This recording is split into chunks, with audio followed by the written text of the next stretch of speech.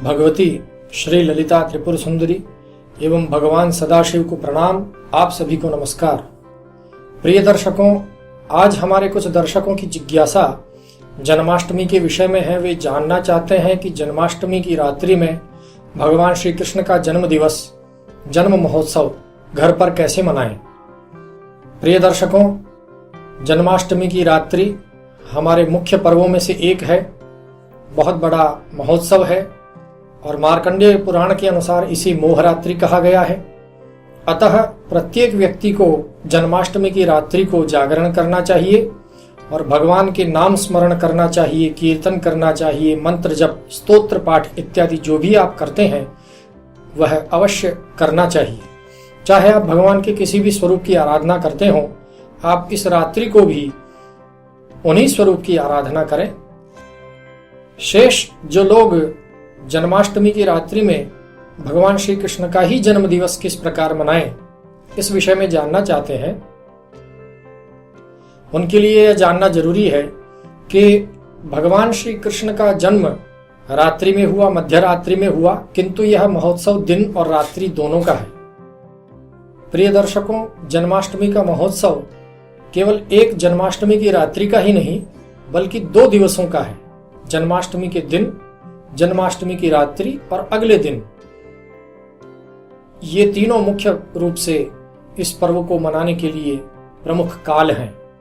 जन्माष्टमी के दिन हमें व्रत करना चाहिए।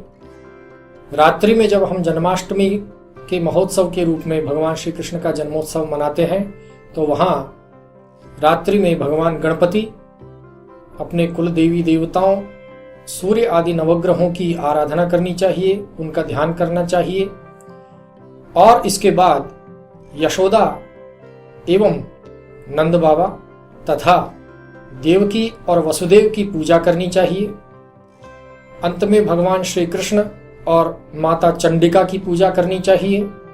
इस रात्रि में चंद्रमा और रोहिणी दोनों की पूजा करनी चाहिए।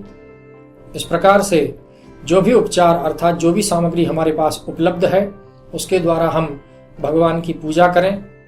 ये जो स्वरूप मैंने बताए जिनकी अर्चना हमें करनी चाहिए, यदि इनकी मूर्तियां स्वाभाविक रूप से हमारे घर में उपलब्ध नहीं होती है तो इनका ध्यान पूर्वक अर्चना करें, इनकी पूजा का ध्यान करें और इन्हें प्रणाम करें। भगवान श्री कृष्ण की पूजा करें। भगवान श्री कृष्ण की पूजा मध्य रात्रि में हमें यह पूरा पूजा का क्रम करना चाहिए। भगवान श्री कृष्ण को सर्वप्रथम जल से स्नान करवाएं, उसके बाद पंचामृत से स्नान करवाएं। पंचामृत में दूध, दही, घी, शहद और शक्कर, इन सभी वस्तुओं का मिश्रण होता है, इनका अनुपात है, उसके विषय में हम पहले चर्चा कर चुके हैं। तो इस पंचामृत से स्नान करवाने के बाद पुनः भगवान श्री कृष्ण को स्नान करवाएं, उन्हें साफ नए कपड़े से पोंछें, चंदन का तिलक करें, कुमकुम इत्यादि का तिलक करें, अक्षत चढ़ाएं और भगवान को विभिन्न पुष्पों से और तुलसी दल से सुशोभित करें, उन्हें अर्पित करें। जो भी हमारे पास श्रृंगार की सामग्री हो भगवान का श्रृंगार करें, पुष्पमालाएं इत्यादि अर्पण करें। तदनंतर भगवान को विभिन्न प्रकार के व्यंजनों का, शुद्ध सात्विक व्यंजन जो कि हमने अपने घर में बनाए हो, ऐसे व्यंजनों का तुलसी दल के साथ भोग लगाएं। भोग के उपरांत भगवान की आरती करनी चाहिए। कपूर एवं घी के दीपक से आरती करें। पूरी रात्रि भगवान का ध्यान करें, भगवान के नाम का संकीर्तन करें। कोई भी मंत्र जिसका आप जप करते आए हैं, कोई भी स्तोत्र पाठ जिसका आज तक आप पाठ करते आए हैं, इन मंत्र का जप, स्तोत्र का पाठ आपको मध्यरात्रि को करना चाहिए। बड़े उल्लास के साथ परिवार के सभी लोगों के साथ हमें यह जन्म दिवस भगवान श्री कृष्ण का कृष्ण जन्माष्टमी महोत्सव मनाना चाहिए।